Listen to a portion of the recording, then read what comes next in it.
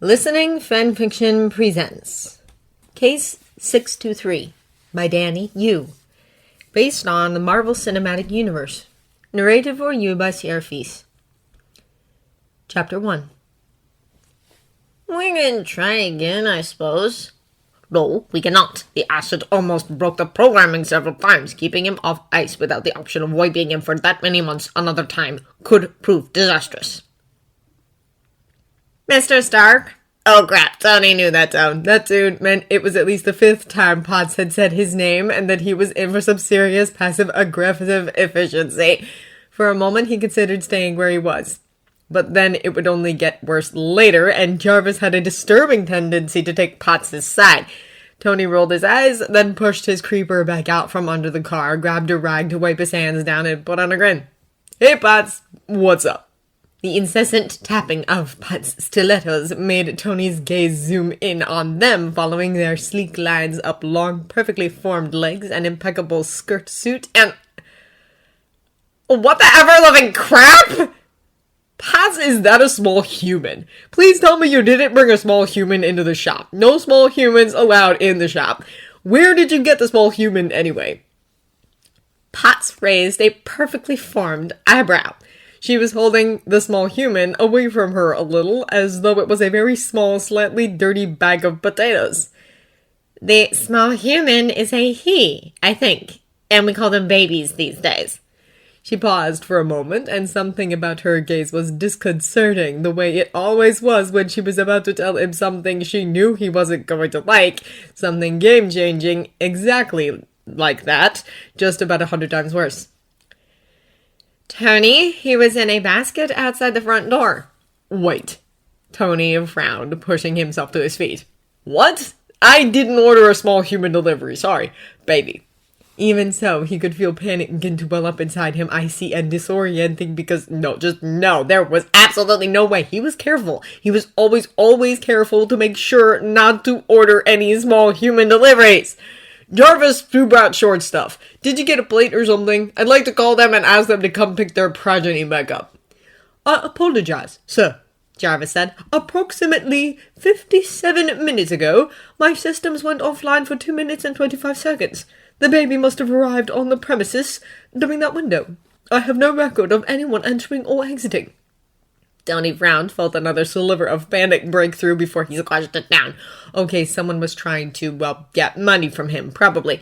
They'd put the small human here, hoping Tony would get attached, and then they'd come and claim it back and demand money, hoping Tony would like the thing enough to pay up even after the paternity tests came back negative. You're supposed to tell me when you have a malfunction, Jay, he said. That's part of your programming. I specifically remember making that part of your programming. You did, sir, Jarvis said, and I did try to inform you. I can only presume you weren't listening. Tony, Potts said, and there was even more passive-aggressive exasperation in there now. Can we deal with the fact that someone literally left a baby on your doorstep now, please? Tony ran a hand over his face and, oh no, it was shaking, wasn't it? He stopped, cleared his throat. What do you usually do when babies are left on your doorstep? Call Child Protective Services, Potts said, and order a paternity test. Tony groaned and gave his own hair a good tug. No, there's no way. There's absolutely no way. I use protection. I always use protection. Well, condoms aren't 100%, Potts said, voice going firm but gentle, in that way she always used when she was managing him. Did it make Tony feel one bit better? There, Jarvis? 98% effective when new, whole, and used correctly, Miss Potts, Jarvis replied. Potts cocked an eyebrow at him. Tony sucked in a sharp breath, raked his fingers the rest of the way through his hair until it was falling into his eyes. Should it be so hard to breathe? He had never tended towards panic attacks, but hey, small human who may or may not contain a portion of his genetic material. He was allowed a bit of a nervous breakdown. I need a drink, he said, pulling his t-shirt down to cover the sliver of skin where it had fitted up his stomach under the car, and headed up the stairs and straight for the bar. By some exercise of will he hadn't quite realized he was capable of, he kept his hands steady enough to pull out a glass and a bottle of scotch, poured 2 fingers. Then, with a mental Fuck it. He poured the glass full, threw half of it back in one go, and kept the rest at hand as Potts came up the stairs behind him, still balancing the small human in her arms. I can't even. He blinked. Don't I have somewhere I need to be today? Some award or unveiling or other bullshit. Vegas, Tony, Potts replied. You are set to leave in 5 hours. Tony nodded. Good, he said. Good. Call Child Protective Services. They can get rid of this. He waved his free hand in the vague direction of the small human in Potts' arms and took another deep drag of scotch. Before then, right? Mr. Stark, I really suggest running a paternity test, Potts said. It's better to know now so we know what consequences we may have on our hands later. Tony winced. Yeah, no, I think I'm perfectly fine without that. Really, really fine. You know what they say, ignorance is bliss and all that, right? So let's just stay blissfully ignorant on this one, okay? Ignorance sounds really good. Tony, you know that's not going to work, Potts said. Aside from the potential legal ramifications, not having this resolved means that you'll just keep thinking about it. This way, at least you'll know. Best case scenario, you know you're being played and never have to worry about it again. Worst case scenario, yeah, no. I really don't want to hear about the worst case scenario here, Potts. Thanks very much. In fact, I'd much rather... It's positive, and we figure out an airtight, legal, discreet way of handling things, and then we call Child Protective Services and pretend this is a really bad dream. Go back to working on the hot rod, then get ready for Vegas and go gamble away a couple of million. Tony! Potts had high spots of red on her cheeks now, eyes narrowed, visibly angry. The small human in her arms let out a small whimper. This isn't a joking matter. You need to take this seriously. You need to... With a huff, she crossed the floor until she was right in front of him and plopped the small human into the crook of his free arm. Tony nearly dropped the thing, fumbled to drain his glass, set it down, and get a proper grip on the baby. What? No, you can't just do that. I'm going to drop it and crack its head open and... Fuck Potts, what if I'm allergic to small humans? You are not allergic to babies, Potts said. You were one, once. She muttered something under her breath that sounded distinctly like, you still are half the time. If you're not going to deal with this, I will. Jarvis, how fast can you process a paternity test? That should take about 8 hours, Miss Potts, Jarvis said. I just need a cell swab from the inside of his cheek. I believe Sir has cotton swabs in his workshop. I can lead the way if you would like. Traitor, Tony muttered. Then he realized Potts was headed for the stairs, felt her panic step through him. He was breaking out in real, actual cold sweat. God damn it. Potts! He called. Potts! You can't leave me alone with it! It is a him, Tony!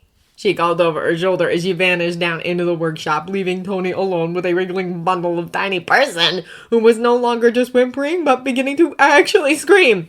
It was loud enough that Tony damn near dropped it in shock again, and even when he had it balanced, he was convinced his eardrums were about to pop. Potts! He called. Potts! Jarvis, what am I supposed to do here? I suggest smelling his diaper, sir, Jarvis said. If that is clean, he might be hungry, or he could simply be distraught. I believe rocking motions should help soothe him. Tony grimaced, but the cries were getting worse. He would do pretty much anything to make that stop. Disgusted already, he bent his head slightly towards where he thought the diaper probably was. Thank fuck nothing smelled foggy.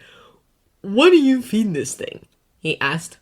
Formula, Potts said, walking back into view, which you don't have. Traditionally served in baby bottles, which you also don't have. And don't get me started on what happens when he gets that diaper dirty. Tony winced. See, this is why we should just call Child Protective Services right now and get it out of our hair. Potts said. Hold him still so I can get a swab. You know, Tony said, swallowing, maybe you should hold the small human and I should do the swabbing, being the resident scientist and all. So he held out the baby, doing his best not to drop or otherwise break it. Potts looked extremely unimpressed with that. You are also the resident possible baby daddy, so I think it's fair you do the holding here. Just hold him still. Yes, like that. And I'll just...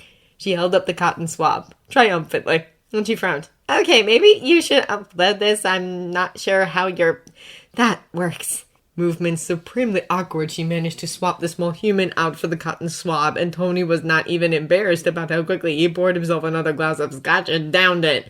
Upon half a second's thought, he picked up the rest of the bottle and took it downstairs with him.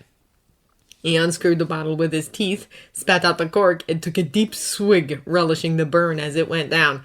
Drinking so much so fast was starting to take the edge off, make everything a bit more blurry, a bit less overwhelming, allowed him to bite down the panic until it was just a slight, manageable buzz in the corners of his mind.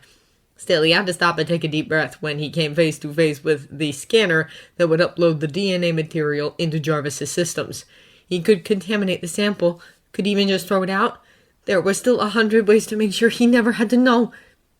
"Sir," Jarvis said, "if you'd insert the sample, please." Tony took another long drink. Then in one quick motion, he inserted the cotton swab and stepped back. He took another swallow, wiped his mouth with the back of his hand, and allowed himself to drop down into one of the workshop chairs. "Fuck!" The cries of the small human heralded Potts's entry into the workshop even before her crisp, precise steps normally did.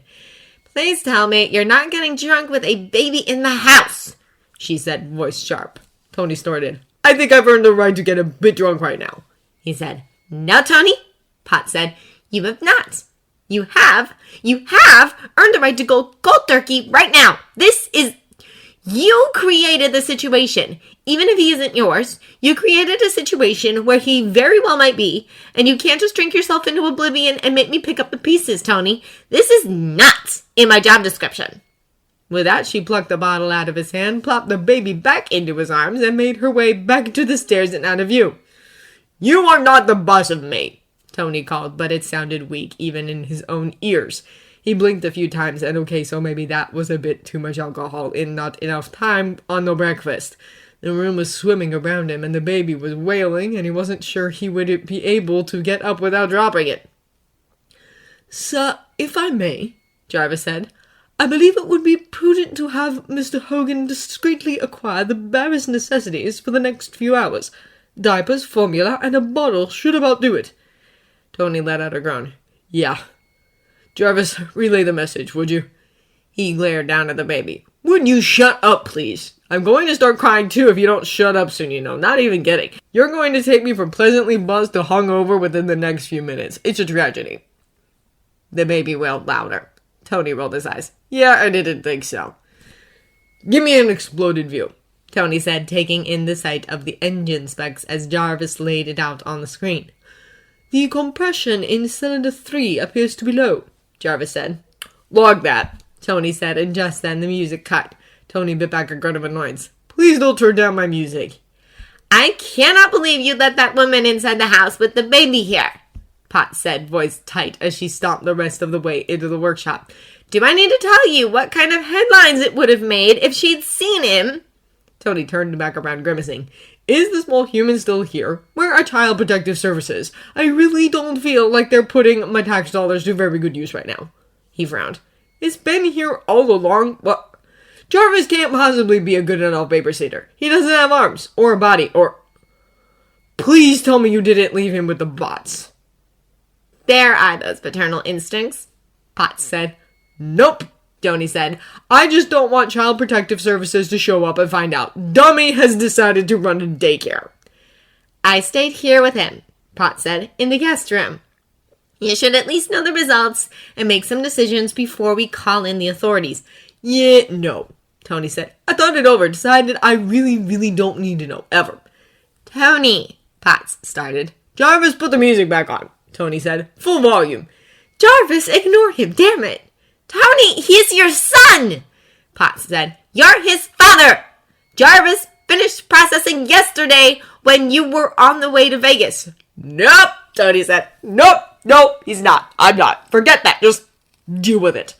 Potts sighed. "The good news is you should be halfway around the world by now. My roommate offered to help babysit. We'll call in the Child Protective Services when you get home if you still want to. Take the time you've got on the trip to think it through. Jarvis has loaded some of your options on your tablet." "I don't understand why we can't just take care of this now. Why are you trying to hustle me out of here?" Tony said, and it wasn't that he wanted to leave. He wanted really badly to get the hell away from here, but he'd be even happier about it if he could get the small person shipped out to the authorities first. Don't tell me you've gone and fallen in love with its supposed cuteness factor. Potts gave a long-suffering sigh. "Your flight was scheduled to leave an hour and a half ago. she said, conveniently ignoring everything else that had come out of his mouth. That's funny, Tony said. I thought, with it being my plane and all, that it would just wait for me to get there. And then he really was being hustled out while she switched, thank God, to some far more normal, boring business-related stuff, and Tony was pretty sure he had bought a spring period some artist or other, and that maybe it was Potts' birthday or anniversary. Did Potts have a partner or something? But his head was too much of a blur to make much sense of any of it. He dressed in a rush, made it out the door, and deliberately chose to drive himself. He needed to do something that was not sit passively in the back and stare at his tablet like it was going to bite him. He needed not to think. Thankfully, he'd have Rhodey, the flight attendants, and stripper balls and some hot sake to help with that as soon as he could make it to the airport. Still, as he lay bleeding in the sand a day later, he couldn't help but wonder what would happen to the baby now.